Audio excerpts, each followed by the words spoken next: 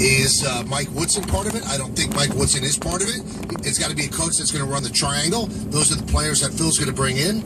But I just get nervous that the Knicks change their opinion more than Don changes his underwear. It's amazing. It just goes on and on and on. And one of the things that Phil could bring to the party, I would think, is an utmost respect from players around the league, which is what Riley has. And I've heard stories about what happened in that free agent room when LeBron James walked in to be recruited. The Knicks played a tape of all these stars saying why it's great to play in New York, but you had Donnie Walsh there. He's sitting in a wheelchair. He was convalescing. He wasn't, he had not been doing well physically. Now he's okay. And at that point, I think Dolan said, I can't have free agents aren't going to be convinced to come here with an older gentleman like that. Now, Phil doesn't, thank God he's not in a wheelchair, and he can throw the 11 rings on the table, which is how Pat Riley actually recruited LeBron James, and Pat didn't have 11 rings, so maybe he thinks that that's going to attract people here. I'm not sure. But I think if Jim Dolan is ready to relinquish the power and give it to a guy like Phil Jackson, how could we argue and say it's not a good move? How could we say it? It's a good move. No, anytime you're going to add 11 rings as a coach, 2 as a player to an organization that hasn't won a championship in over 40 years, how is that a bad thing? Now, will it work? We don't know. Just because you won as a head coach doesn't mean you won as an executive. But I'm a big believer, if you surround yourself with winners, you've got a better chance to win. And he knows how to win. Now, we'll see if he'll be able to execute his plan and whether the Knicks will be able to make it work. But if I have a chance to add that many rings to my organization, why wouldn't I want to do that? Yeah, it's a high-profile move. I mean, a lot of people have been saying today, I've been reading a lot of the stories on the net that, why wouldn't you go search for the best GM out there that actually has GM capabilities? I think Brian Windhorst said that on your national show on Saturday, where, there are people, you got a boatload of money, go to the best GM out there. Go to Sam Presti of Oklahoma City and say, listen, we'll give you $10 million a year. Come here. Now, I don't know what kind of the contractual situation is, but you could get a bright GM to come here, but it doesn't seem like that's the route they want to take. The Knicks always take the route with the biggest spotlight attached to it, and Phil Jackson could be one of those things where they hit a home run. They get the big name, the big spotlight, and they also get a basketball genius. Maybe it works out. Yeah, they're trying to kill 2 birds with 1 stone, trying to make the organization better, but also give a name their fans can gnaw on until that day comes. And as great as some general managers around the NBA are, nobody has the cachet that Phil Jackson does. Nothing light ups the phones at sports radio than Phil Jackson. Nothing's going to fill up Twitter more than Phil Jackson. And the Knicks are conscious of that. They have their fans pay a lot of money for tickets. And if you want to load up on season tickets next year knowing this team's probably not going to win next year, what better way to do that than attach yourself to a guy that every fan of basketball knows? If Phil comes, I'm going to be excited. If Phil was coming as a coach, I would be off the charts excited. I think he could be a great GM. We know he's a great coach. That's the difference. A lot of stuff happening with free agency in the NFL. It officially happens tomorrow, but people have been talking to agents and tampering behind the scenes. It's just a given. That's what happens. And the Jets are very active. So they let go of Cromartie. Today they let go of Holmes. Sooner or later they're going to let go of Mark Sanchez. When all the smoke clears, they're going to have about $50 million to spend. Our Jets reporter, Rich Samini, is going to join us and tell us which way the Jets are headed. That's coming up in just a moment. Kay LaGreca and you, ESPN New York, 98.7 FM. All right, cement's been floated. Hey, Flo, it's time to... Pretend we're celebrities getting our stars? No, it's time to trowel. Oh, yeah, trowel. Definitely. You want to write your name in it, don't you? Maybe just a smiley face? All right. Insuring your business vehicles with Progressive is like having Flo on the road with you. 24/7 live support, online bill pay, and expert claims. Now that's Progressive. Visit Progressive.com today. United Financial Casualty Company and Affiliates.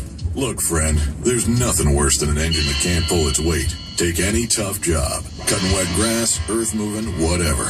Once you dig in, most engines sound like this. No. Ew. Whereas a Kohler engine, well, that sounds like this. Give me full throttle. Let's do this. They say only the strong survive. We tend to agree. Trust your machine to a Kohler engine. Find your dealer at KohlerEngines.com. Small business owners know just how important it is to seize a great opportunity. And now it's your last opportunity to get a free wireless router valued at $149 when you sign up for Verizon Fios. It's the opportunity to download huge files within seconds and get phone you can count on when opportunity calls. So you're small business ready.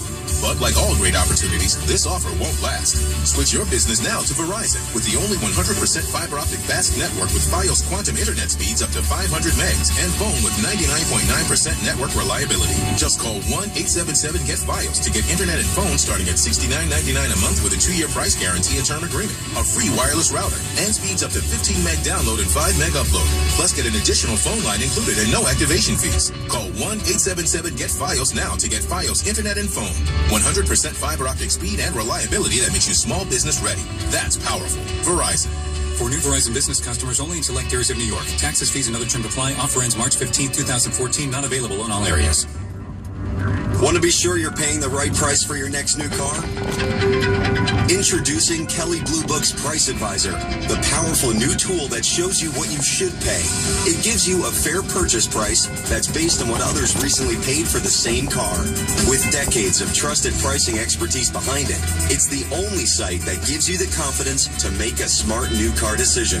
So visit the trusted resource today, kbb.com.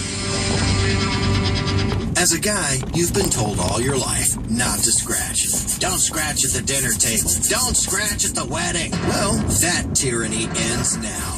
All hail the return of the Sport Clips Haircuts MVP Moment Maker, the ultimate scratch and win sweepstakes that could win you 10 grand and other prizes instantly. Visit your Sport Clips for a scratch and win ticket right now. No purchase necessary. See store for game card while supplies last. Ends 3/23/14. Must be 18 or older. Subject to official rules at mvpmoment.com. Void where prohibited. The NFL has no off-season. Free agency opens March 11th. Follow it here. WEPN FM, WEPN HD1, New York.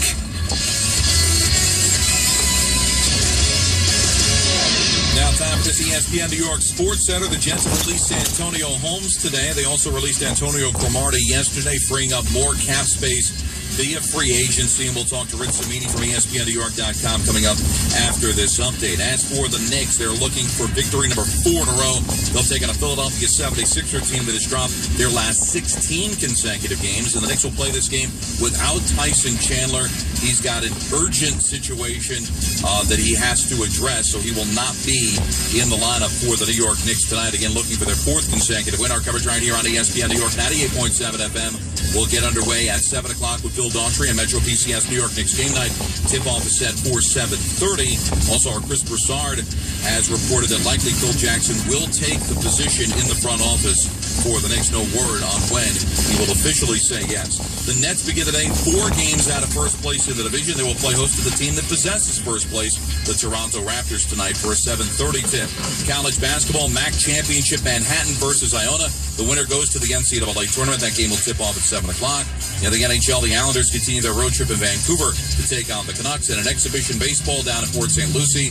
Top of the 9th inning, the Marlins have a 9-1 lead on the Mets. Bartolo Colon made the start and gave up 3 runs. You're listening to ESPN New York, 98.7 FM.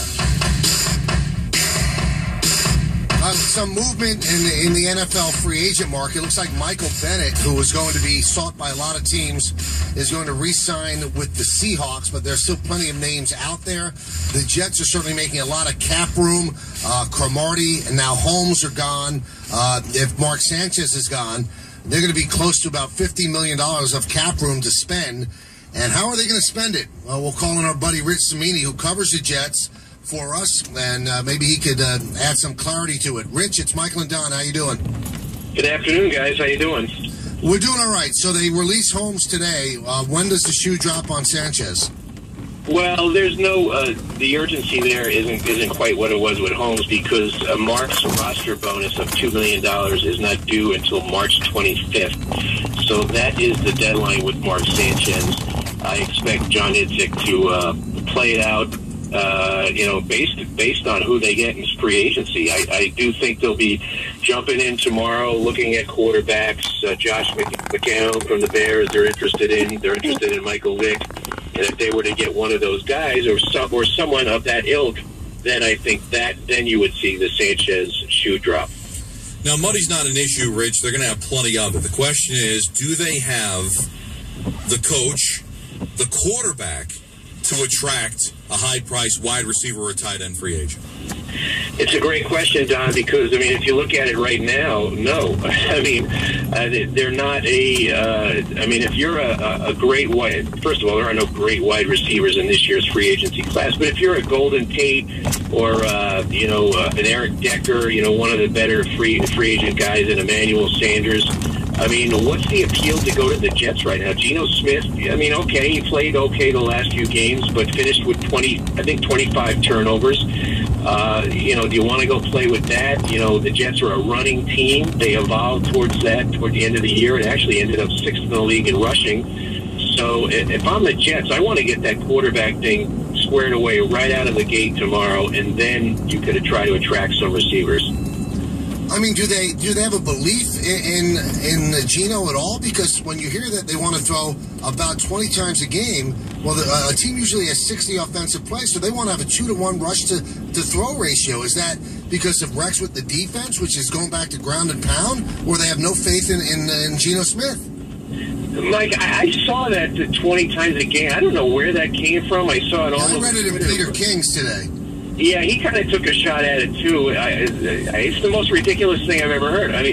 When Mark Sanchez was a rookie in 2009, the Jets ran probably the most conservative offense the NFL has seen in quite some time, and he averaged 24 passes a game, and they're not going back to that. You can't. I think Bob Greasy with the 72 Dolphins might have averaged 20 passes a game. It just doesn't happen. It's unheard of. If you trust your quarterback that little, he shouldn't be your quarterback. So no, the Jets, I think they want to run the ball without a doubt. They're pretty good at it, but no, I think a 50-50 split is what they're looking for.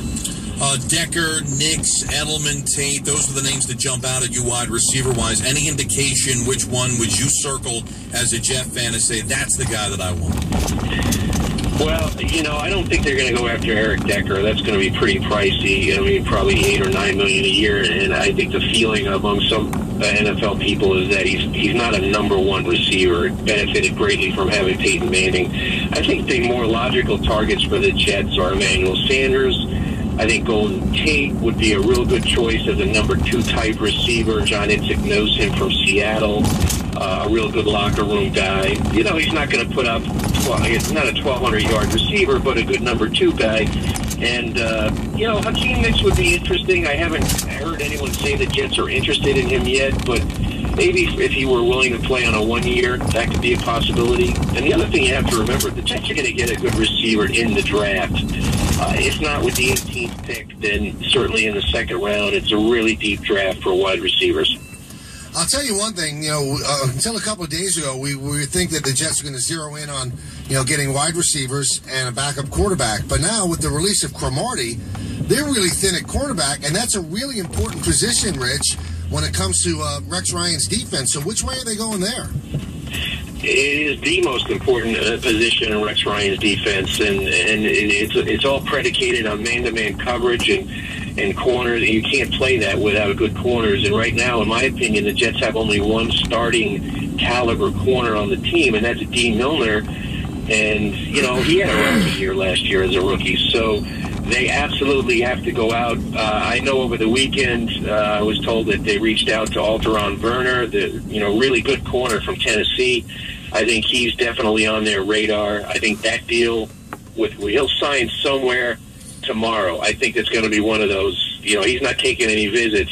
He's going to sign pretty quickly. I don't know if it will be the Jets. I do think the Jets are still interested, but they have to get that cornerback position addressed with a veteran player, because to put another rookie out there in the draft, you draft a guy, it's a little dicey. They have to address it in free agency. And Werner, Rich, was actually on with Adam Shine on Sirius Radio earlier, and he kept talking up the Jets and the Pats, so that'll be an interesting thing if those two teams are bidding for him.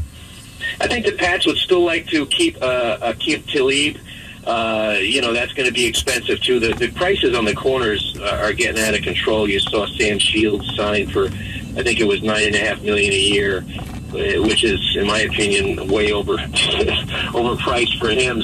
But Werner is going to cost that. I mean, he's going to cost around $9 to $10 million a year. The Jets have to be willing to pay that to get a guy of that caliber. I think Werner would be better for the Jets.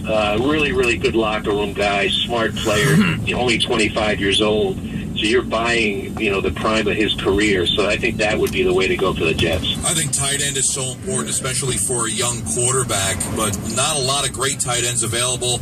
Would you take a chance on Jermichael Finley if he was available? I think that would be up to my doctors, Don. I mean, there's so much going on with the, he had the spinal fusion surgery last year. I do think the Jets, they're casting a pretty wide net right now with these free agents, and I do think they contacted his people over the weekend. Another guy to keep an eye on is Brandon Pettigrew from Detroit. I know the Jets have expressed interest in him. As everybody knows, they re-signed Jeff Cumberland, but if you look at that contract, it